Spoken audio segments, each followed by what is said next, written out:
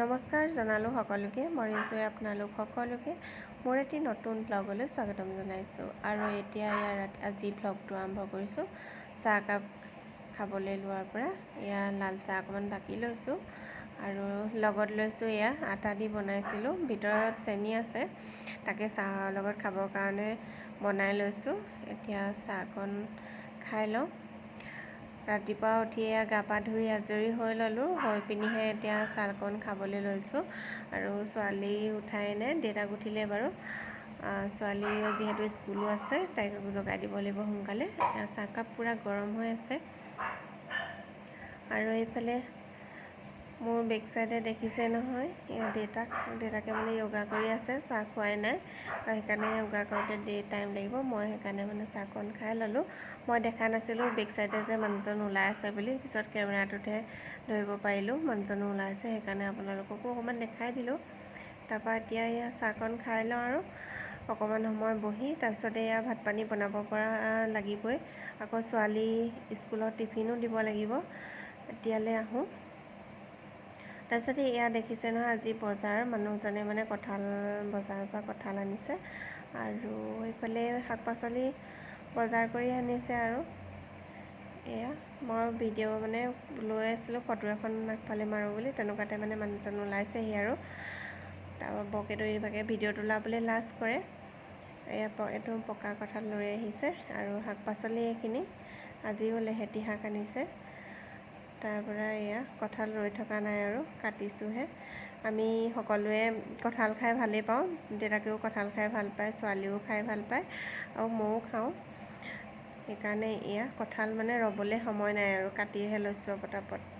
তাৰপৰা এয়া কঁঠালবোৰ উলিয়াই লৈছোঁ বাতি এটা। আঠা নহ'লে আঠা লাগে, মানুহজনে অকণমান লাগি দিছে। তাৰপৰা মই বোলো নহয়, ফুটাকেইটা একেবাৰে উলিয়াই লওঁ, ওচৰৰ বাইদেউগৰাকী ঘৰতো দিব লাগিব।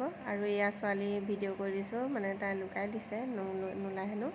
তাৰপিছতে আমি এতিয়া ওলালোঁ ঘৰলৈ যাবলৈ বুলি। ঘৰলৈ যোৱা কথা নাছিলে আৰু এতিয়া দেউতাক যোৱা কথাই আছিলে, আমিও যোৱা কথা নাছিলে। সেইকাৰণে ভাবিলোঁ নহয় আমিও যাওঁ, সেইকাৰণে আমিও মানে তেওঁলোকৰ লগতে ওলাইছোঁ। দেউতাক আৰু তেওঁৰ লগৰ এজনো আহিছে ঘৰলৈ, আমাৰ সেইফালে হয় তেওঁৰ ঘৰ, আৰু আমিও তেওঁলোকৰ লগতে মানে আৰু ঘৰলৈ বুলি আহিছোঁ।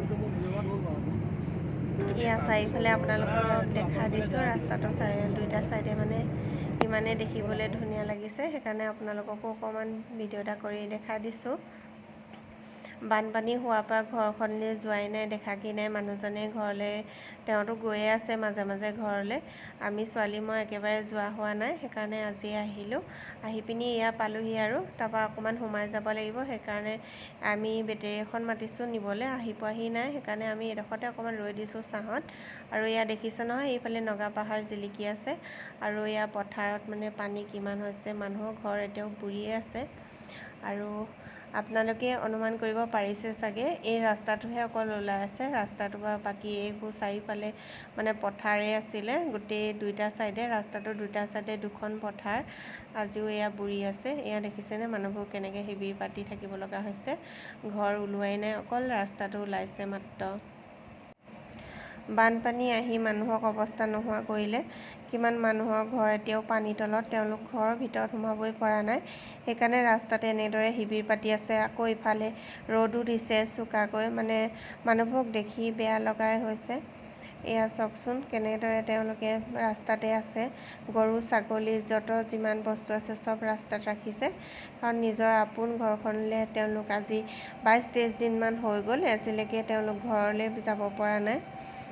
এইটো দেখিছেনে, ঘৰটো ভাগিয়ে গৈছে।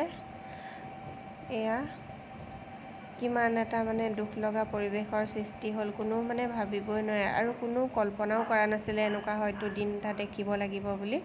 এয়া দলঙৰ ওপৰত চবেই শিবিৰ পাতি আছে, কাৰণ তেওঁলোকৰ ঘৰ এতিয়াও পানীৰ তলত। মানে যোনে যেনেকৈ পাৰিছে তাতে মানে এনেকৈ শিবিৰ পাতি লৈছে। আৰু এয়া আমাৰ এইখন জেৰেঙা পথাৰ, আৰু এয়া ঘৰ পালোহি।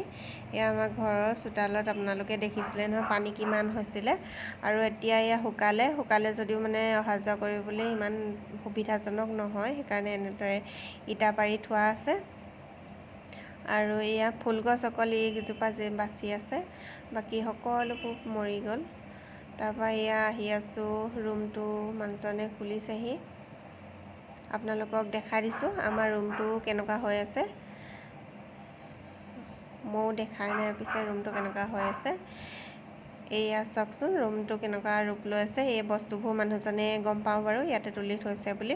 এয়া বিচনা এনেকৈ ইটা দি তুলিব লগা হৈছে। এইবোৰতো চবতে পানী সোমালে। এতিয়া মানে পকা ভূঁইত দেখিছে নহয় আপোনালোকে বগা বগা পৰি আছে। পানীটো ওলালে যদিও এইবোৰ চফা কৰা হোৱা নাই।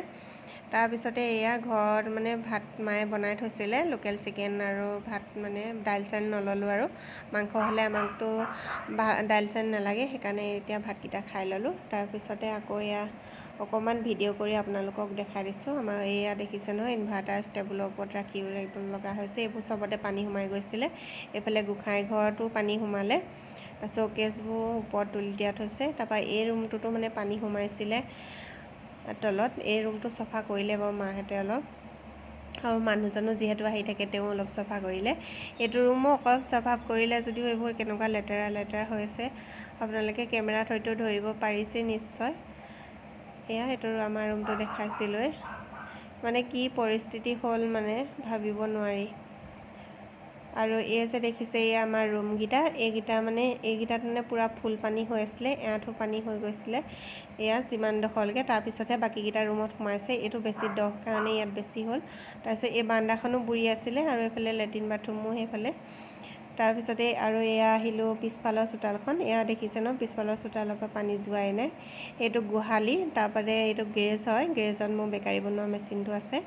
গোহালিত মানে এটা ষ্ট'ৰ ৰুমো আছে। তাৰপৰা ইভাগে ভঁৰালটো আছে আৰু সেইফালে পুখুৰী আছে। পুখুৰীও বুৰিয়ে আছে, এতিয়ালৈকে ওলোৱাই নাই।